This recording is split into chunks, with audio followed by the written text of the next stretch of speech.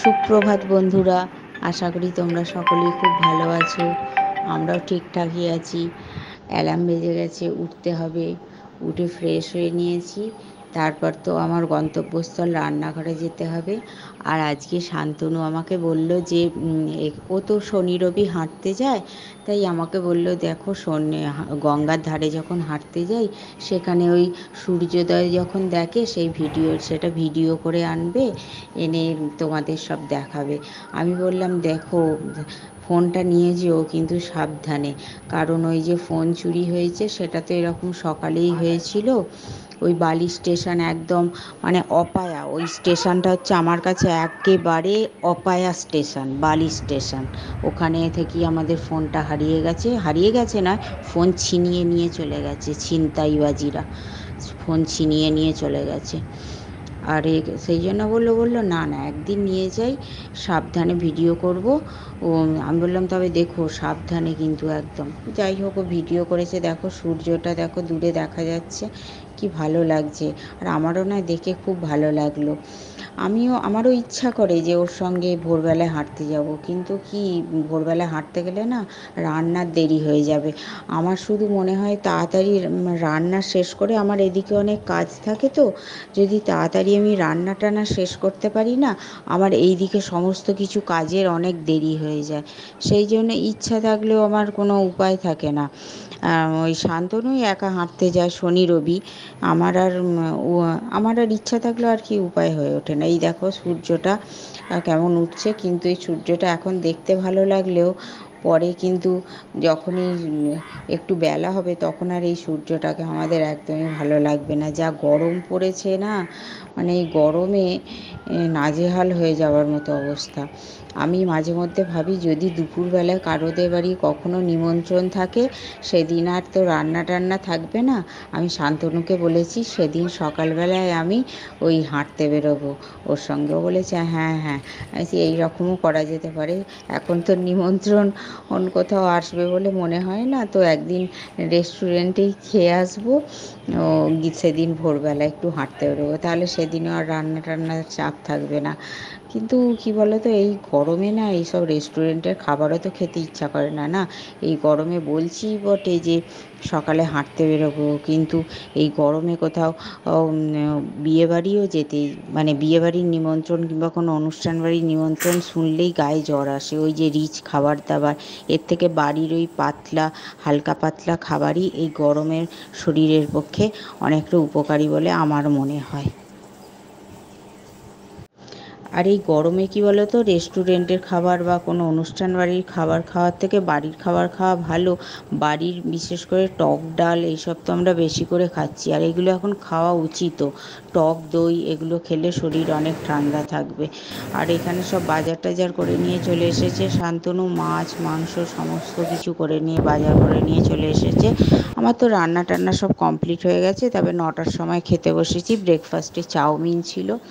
আর সমস্ত বাজার টাজার করে নিয়েছে, কারণ কতবার যাবে এই রোদে, কষ্ট আছে না, সেই জন্য একবারে বলেছি বাজার টাজার করে নিয়ে চলে আসতে। আর দেখো, তারপর আমি ব্রেকফাস্ট করে নিয়ে এখানে একটু ওই ঝাড়া পোছা করছিলাম। এটা ঘরাঞ্চি বলে, আমি মনে হয় ঠিক বলছি, যদি ভুল বলে থাকি তোমরা কমেন্ট করে জানিয়ে দিও। এটাকে ঘরাঞ্চি বলে মনে হচ্ছে। এই তো আমি পাখা টাকা পরিষ্কার করে নিয়েছি, টিউবলাইট এগুলো সব পরিষ্কার করার অনেক সুবিধা আছে এই ঘরাঞ্চিতে উঠে। আগেতে পরিষ্কার করতাম, ওই টুলের ওপর উঠে পরিষ্কার করতাম। এখন যেহেতু এইটা কিনে এনেছে, সেই জন্য এই ঘরাঞ্চি করেই পরিষ্কার করি।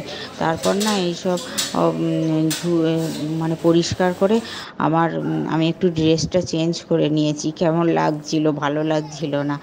হ্যাঁ, ড্রেসটা চেঞ্জ, তারপরে অনেক কাজ ছিল তো সেই জন্য স্নানটা একটু পরে করেছিলাম।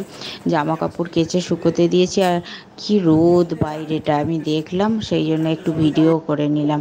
এই রোদে রোদেতে ও ছেলেবেলা আইসক্রিম খাবো, আমি সেই জন্য না ঘরেই আইসক্রিম বসাই। ওই দুধ দিয়ে প্যাকেট দুধটা কেটে একটু বাটিতে একটু ভালো করে ফুটিয়ে নিই।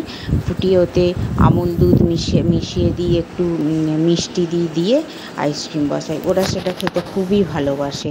আর বাড়ির তৈরি তো, আমারও মানে বাইরের আইসক্রিমের থেকে বাড়ির তৈরি আইসক্রিমই খাওয়া বেশি ভালো বলে আমার মনে হয়। আর ওদের খুবই ভালো লাগে আইসক্রিমটায়। দেখো কুকুরটা দেখো কলের নিচে বসে আছে, ও একটু ঠান্ডা খোঁজে। আমি ছাদে এসে দেখতে পেলাম, সেই জন্য একটু ভিডিও করলাম।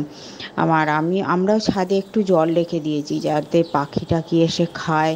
হ্যাঁ, দেখি জলটা ভর্তি ছিল, অনেকটা কমে গেছে। আর এখন না ফল বেশি করে খাওয়া উচিত। আমরা বিকালে দেখো ফল কেটে সবাইকে দিয়েছি।